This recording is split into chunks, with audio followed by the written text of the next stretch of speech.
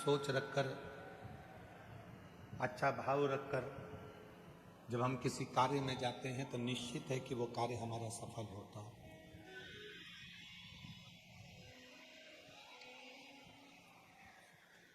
निश्चित।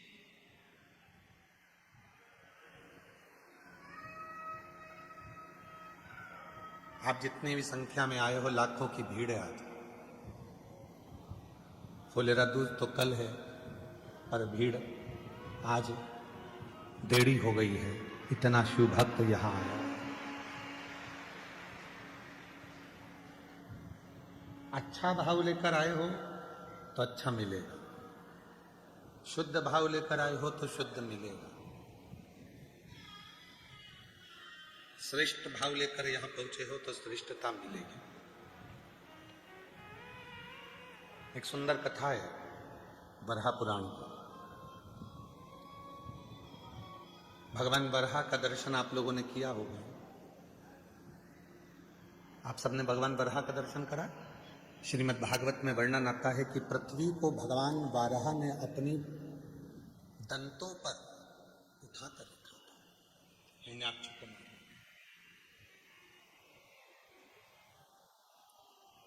बोल बरहा भगवान की।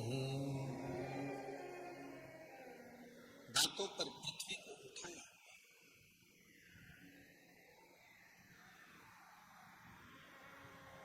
पृथ्वी पर सृष्टि की रचना है और वो पूरी सृष्टि को दांतों पर उठाया।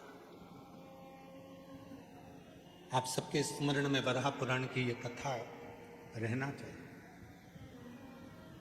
हिरण्याक्ष अंधकासुर का पिता, वो हिरण्याक्ष जिसने पूरी पृथ्वी को जलमग्न कर दिया था। पूरी पृथ्वी को ले जाकर पानी में डुबो दिया। हाहाकार मच गया। सारे देवता परेशान हो गए। सारे देवता परेशान।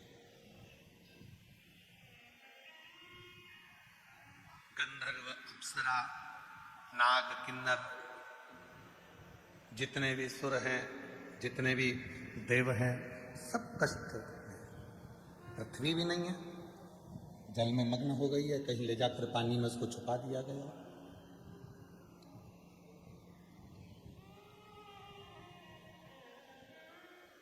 पुकारा देवताओं ने, गंधर्वों ने, अप्सरा ने, नागों ने, सबने भगवान नारायण को पुकारा।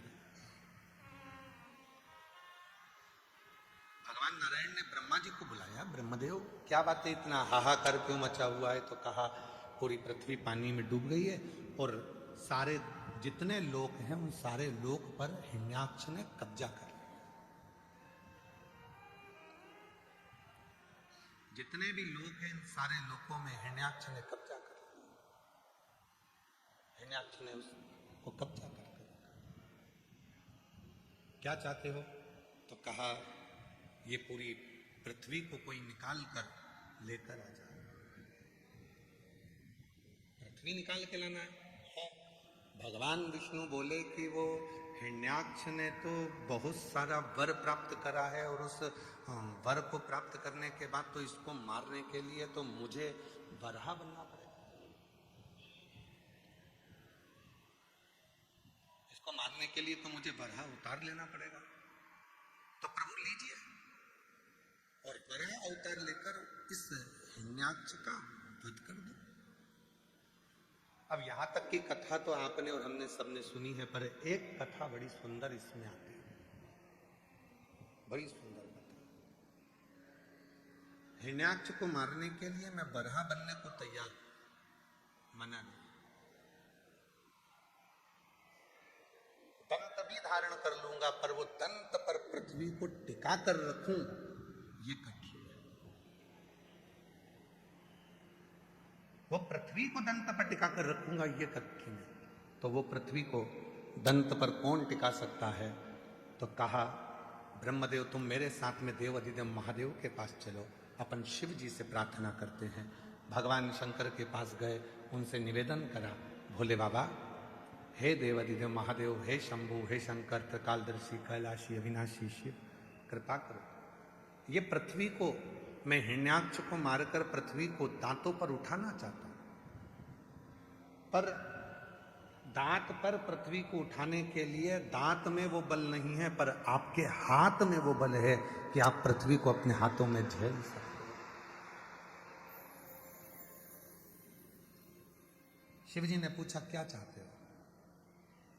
आपके हाथ मेरे दांत बन जाए, बस इतना चाहता हूं।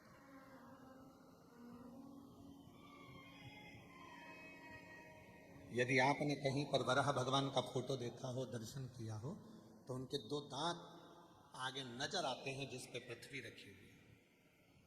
कोई आपसे पूछे कि वो दांत किसके हैं, तो कहना वराह पुराण वर्णन करती है कि भगवान नारायण ने शिव जी से उनके दो हाथ मांगे थे अपने दो दांत बनाने के लिए।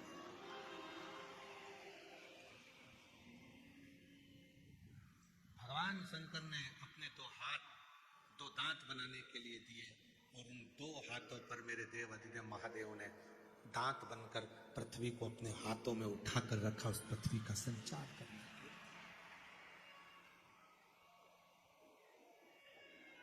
अग्नि, आकाश, वायु, पृथ्वी, जल, प्रकृति का एक एक अंश मेरा शिव है, मेरा शंकर है,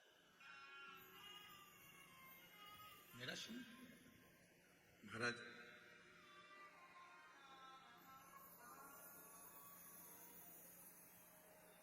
ऐसी कोई दुनिया में कथा नहीं है जिस कथा की शुरुआत शिव से नहीं है। रामचरितमानस की शुरुआत भी होती है तो शिव से होती है, श्रीमद् भागवत की शुरुआत भी होती है तो शिव से होती है, भगवान की विष्णु पुराण की शुरुआत होती है तो शिव से होती है, अग्नि पुराण, नर्मदा पुराण, ब्रह्म वैवर्त पुराण, जितनी भी पुराणों की शुरुआत होती है शिव से होती है, शंकर से होती है। लिंग पुराण, स्कंद पुराण, नर्मदा पुराण, जितनी भी पुराण है, इन सारी पुराणों की जो शुरुआत है वो शिव से, शंकर से। अब जब प्रत्येक पुराण की शुरुआत शिव जी से है, प्रत्येक पुराण की शुरुआत भगवान शंकर से है, प्रत्येक पुराण की शुरुआत शिव जी से है, तो शिव महापुराण की कथा कहती है कि तुम्हारे भी घर में जब भी कोई शुभ कार्य हो, बच्चों का जन्मदिन हो, तुम्हारी शादी की सालगिरह हो, या तुम कोई फैक्ट्री डालो, दुकान डालो, व्यापार चालू करो, मकान बनाकर मकान का मुहूर्त करो, तो तुम्हारी भी जिंदगी की सबसे पहली शुरुआत भगवान शंकर के अभिषेक से होना चाहिए, शिव से होना चाहिए।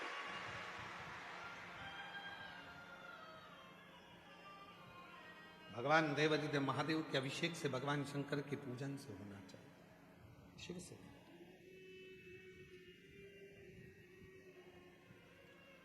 और तेरी कृपा बिना न हिले एक भी अणु, लेते श्वास तेरी कृपा से तनु, भगवान क्या करूं राम तेरे का, चपटी बहुत में खजाना, हे गंगाधार मुक्ति द्वार,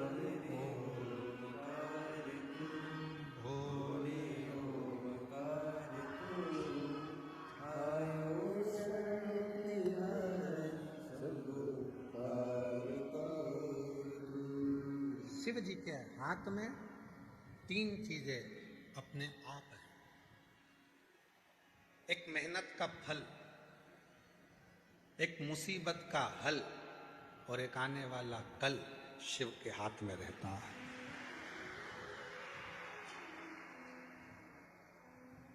मेहनत का फल भी शिव के हाथ में है, और मुसीबत का हल भी शिव के हाथ में, और आने वाला कल कैसे होगा ये भी शिव के हाथ में, ये भी भगवान शंकर के हाथ में।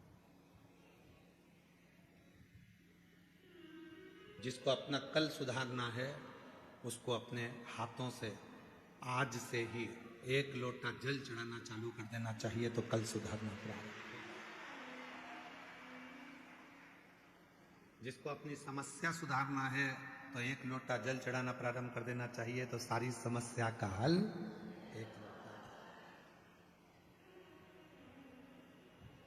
जिसको अपनी मेहनत का फल चाहिए, शिव को एक लोटा जल चढ़ाना प्रारंभ कर देना चाहिए, उसको मेहनत का फल मिलना प्रारंभ हो जाए।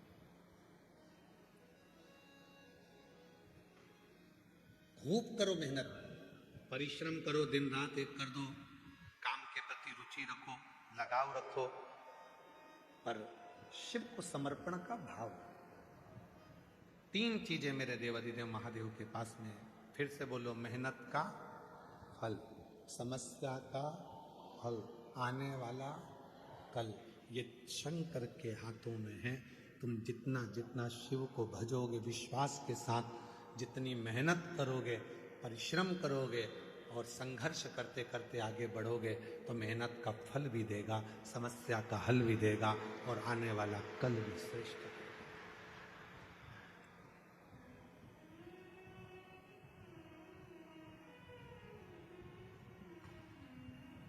कोई लेट बनता है, कोई जल्दी बनता है, और एक दिन शिव जी को जल चढ़ाने वाला सेठ जरूर वो बनेगा।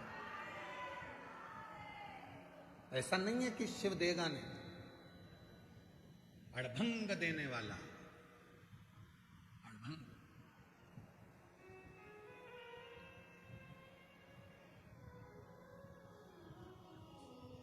माता पिता संत शिक्षक सिपाही, इनके पास जब जब बैठोगे तो कुछ ना कुछ अच्छा मिलेगा आपके पास। एक राष्ट्र का सैनिक, बॉर्डर पर खड़े होने वाला एक सैनिक, जब रिटायर होकर आपके नगर में, आपके गांव में, आपके क्षेत्र में आए, और आपके गांव में वो रिटायर फौजी तुम्हारे गांव में जो रहता है, उसके पास थोड़ा बैठना प्रारंभ करो, तो तुम्हारे अंदर राष्ट्र और तिरंगे के प्रति प्रेम जागृत होना प्रारंभ हो जाए। एक रिटायर कर्नल, एक रिटायर फौजी जो अपनी सेवा देने के बाद रिटायर हो जाता है, सेवानिवृत्त हो जाता है और घर आ जाता है, उसके पास बैठो।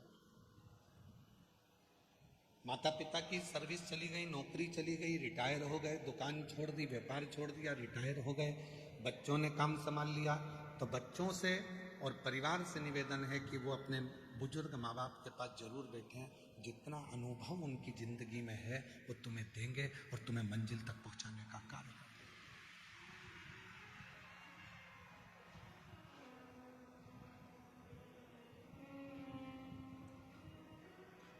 वो देंगे। आप उनके पास जाकर बैठो, आप उनके करीब में जाकर बैठो। कोई सच्चा संत है। आज के जमाने में सबसे कठिन बात तो यह है कि दिखावा इतना हो गया, ओरिजिनल संत तो मिल ही नहीं पाते। कोई सच्चा संत तुमको जिंदगी में मिल जाए, कोई अच्छा गुरु तुम्हारी जिंदगी में मिल जाए, तो उसके पास थोड़ी देर जाकर बैठना, केवल वो देख ही लेगा आपको, तो ही आपका कल्याण कर देगा। आपको कुछ बोलने की जरूरत नहीं है।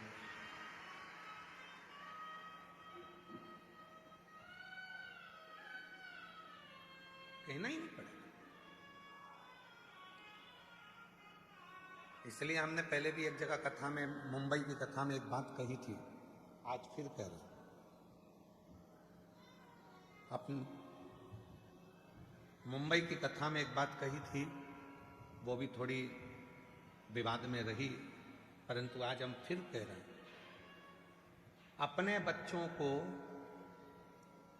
चिड़ियाघर और रिश्तेदारों के घर जरूर लेकर जाया करो। चिड़ियाघर जाएंगे तो जानवर को पहचान जाएंगे, और रिश्तेदारों के घर जाएंगे तो उनका व्यवहार पहचान जाएंगे।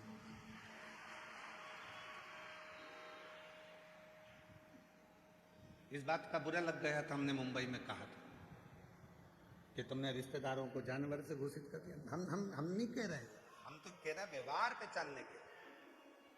अपने बच्चों को चिड़ियाघर भी लेकर जाओ तो वो जानवर को पहचानेगा कि कौन सा जानवर क्या खाता है, कौन घास खाता है, कौन शाकाहारी है, कौन मांसाहारी है, कौन कैसा। और अपने घर के बच्चों को रिश्तेदार के घर लेकर जाओ, उनको मालूम पड़ेगा कि जब अपनी परिस्थिति ठीक नहीं होती है तो लोग कैसा व्यवहार करते हैं, और जब धन आ जाता है तो कैसा व्यवहार करते हैं। लेकर जाओ बच्चों को, चिड़ियाघर भी ले जाओ और रिश्तेदारों के घर भी ले जाओ, मालूम पड़ेगा।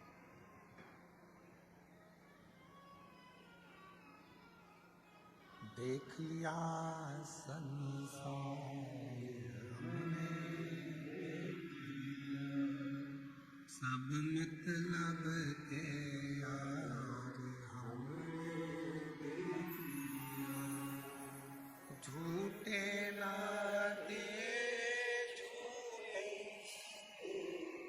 झूठे नाते,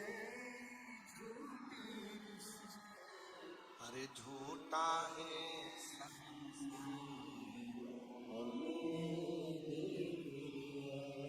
सब मतलब के यार हम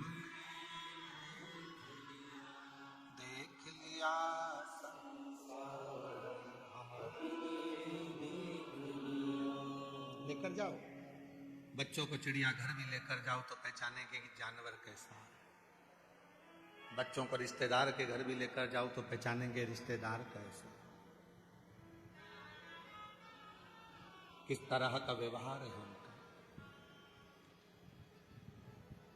जब धन नहीं होता तो कोई नहीं होता, जब धन बढ़ जाता है, वैभव बढ़ जाता है, सत्ता बढ़ जाती है, कुर्सी पद प्रतिष्ठा बढ़ जाती है, तो ढेरों रिश्तेदार बन जाते हैं।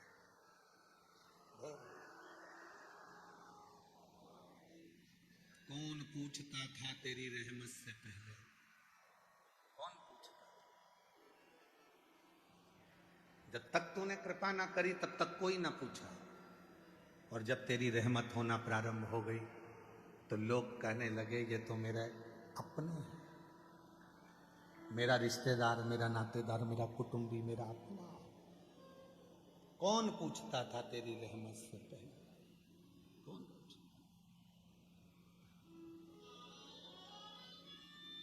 कोई नहीं पूछता।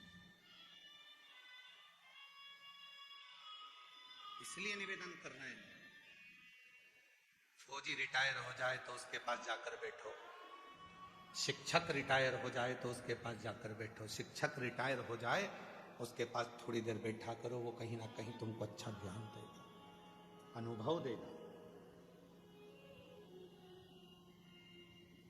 सिपाही रिटायर हो गया, फौजी रिटायर हो गया, उसके पास बैठो। शिक्षक रिटायर हो गया, उसके पास थोड़ी देर बैठो। संत वृद्ध हो गया, बुजुर्ग है, संत है, गुरुजन है, सत्यता है उसके अंदर, कहीं आडंबर नहीं, कहीं दिखावा नहीं, कोई ढोंग नहीं, कोई प्रपंच नहीं। उसके पास 2 क्षण के लिए बैठो। पिता नौकरी से रिटायर हो गए, सर्विस से रिटायर हो गए, या दुकान छोड़कर घर रहने लगे, उनके पास थोड़ी देर बैठो। माँ रसोई घर से रिटायर हो गई, काम रसोई घर का बहुएं संभालने लगी और वो रिटायर हो गई, अपने कमरे में रहती है, तो माँ के पास थोड़ी देर जाकर बैठो, तुम्हारी जिंदगी अपने आप उन्नति की ओर बढ़ना प्रारंभ।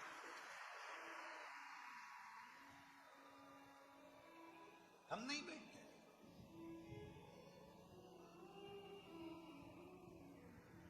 हम नहीं बैठते।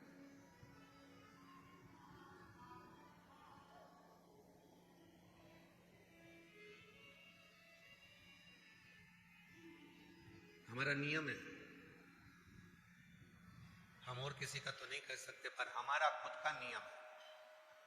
रात को 2:30 बजे भी हम अगर घर आए हैं कहीं से कथा कर कर, तो हमारी माँ, हमारी माता जी सोफे पर आकर हमारे पास में बैठ जाती हैं और आधे घंटे हमारी पूरी चर्चा होती है। इसके बाद फिर जाकर भले 2:30 बजे, 3 बजे, 4 बजे, 2 बजे फिर विश्राम।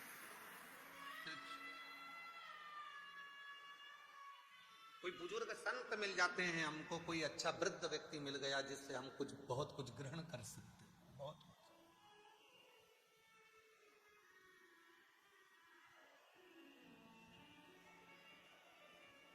जैसे कल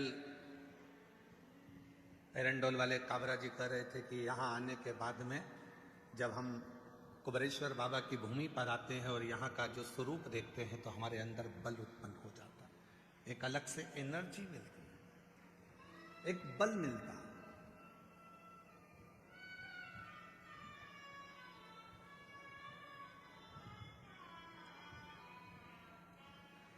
न्यू जर्सी अमेरिका से जो यजमान आए हैं ललित दीप्तेश पटेल जी, परसों के दिन वो कह रहे थे कि मेरे साथ में मेरे परिचित भी आए हैं, परिचित आए।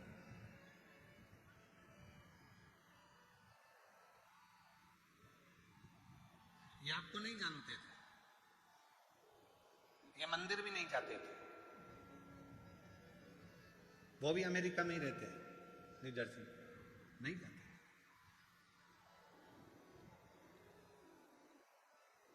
एक बार मैंने उनको थोड़ी सी कथा की लिंक दिखाई और उन्होंने कथा सुनना जो चालू करा अमेरिका में, उनका मन हुआ आप जा रहे हैं भैया तो हम भी आपके साथ चलेंगे, और वो दोनों बहनें दीपेश जी के साथ यह पहुंची अमेरिका से। लगन जुड़ गई। आप किसके करीब में बैठ रहे हैं, किसके पास बैठ रहे हैं? जितने जजमान परिवार यहाँ कथा सुनने के लिए बैठे हैं, मैं आप लोगों से तो निवेदन करूंगा ही, साथ में जितने भी शिव भक्त इस कंकर शंकर की धरा पर 12 ज्योतिर्लिंग के मध्य में शिव महापुराण की कथा को सुन रहे हो, आप देवाधिदेव महादेव से प्रार्थना करना, बाबा से निवेदन करना, बाबा हमारी झोली में ऐसी खुशियां देना कि एक बार हम भी रुद्राक्ष महोत्सव में या गुरु पूर्णिमा पर यहाँ के यजमान बन सकें। ऐसी कृपा करना, ऐसी दया कर, ऐसी करुणा कर।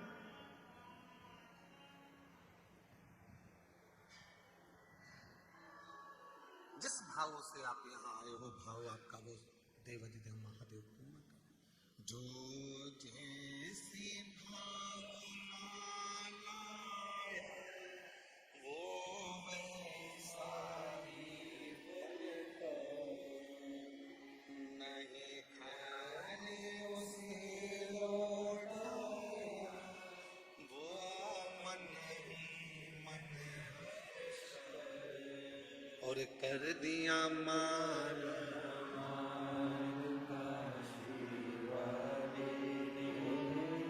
लुटा दिया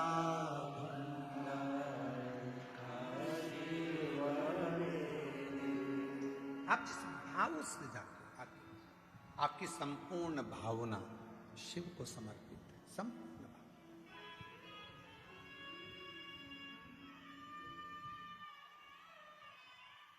जब हम भीतर कुबरेश्वर बाबा की छतरी के अंदर जाते हैं और छतरी में बैठकर बाबा कुबेर भंडारी को जब जल अर्पित करते हैं, उसकी साधना आराधना करते हैं, तो उससे यही प्रार्थना करते हैं।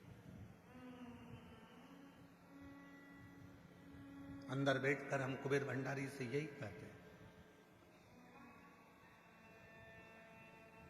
कि तेरे दरवाजे पर आए, तेरे, और तू इन पर इतनी कृपा करना, इतना भंडार भरना कि ये दोनों हाथों से लुटाते रहें और तू इनके ऊपर हजारों हाथों से लुटाता है।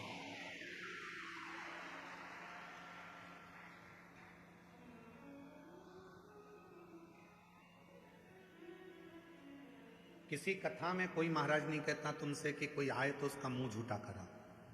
कथा में आए हो तो किसी को टॉफी खिला दो, बिस्कुट खिला दो, भोजन बना कर लाए हो, पोहा है, समोसा है, कचौड़ी है, जलेबी है, पानी पीने की बोतल हो तो पानी दो। इन शिव भक्तों का मुंह झूठा करा। क्यों? बाबा के धाम में आकर आपके पास ज्यादा नहीं तो थोड़ा सा भी अगर आप देकर जा रहे हो तो हजारों का मेरा देवाधिदेव महादेव तुमको देकर भेजेगा, करोड़ों का देकर। आप उसके आश्रित होकर उसका भजन करो। माता बूढ़ी हो सकती है, पिता बूढ़े हो सकते हैं, शिक्षक बूढ़े हो सकते हैं, संत बूढ़े हो सकते हैं, एक सिपाही बूढ़ा हो सकता है, पर उसका अनुभव कभी बूढ़ा नहीं हो सकता, वो हमेशा युवान की युवा। अनुभव कभी बूढ़ा नहीं होता। और वो न्यू जर्सी से, अमेरिका से जो मेरे भाई आए हैं जजमान, उनके साथ 2 महिलाएं जो आई हैं, जब एक दिन की कथा, कहाँ बैठे हैं वो दोनों माताएं, न्यू जर्सी वाले, अमेरिका से। हाँ, ये दोनों बहनें पहली बार अमेरिका से आई हैं, और पहले दिन की कथा सुनी और दूसरे दिन कार्यालय में जाकर कहती हैं कि अगली कथा के यजमान का नाम हम दोनों का लिख दीजिए, हमें यजमान का। मैं साधुवाद देता हूं, आपको प्रणाम करता हूं, आपके भीतर विराजमान शिव को नमन करता हूं। भक्ति, विश्वास, और तो और यहां से जाते जाते मन में भाव आ गया कि मैं भी अमेरिका में शिव जी को लेकर जाऊंगा। और इतना बड़ा शंकर जी का शिवलिंग ले आई, जलाधारी ले आई, ओमकारेश्वर जाके, और शंकर जी को, नंदी को भी साथ लेकर अमेरिका जा रही है कि चलो बाबा अब तुम वहां रहो। शिव शिव है।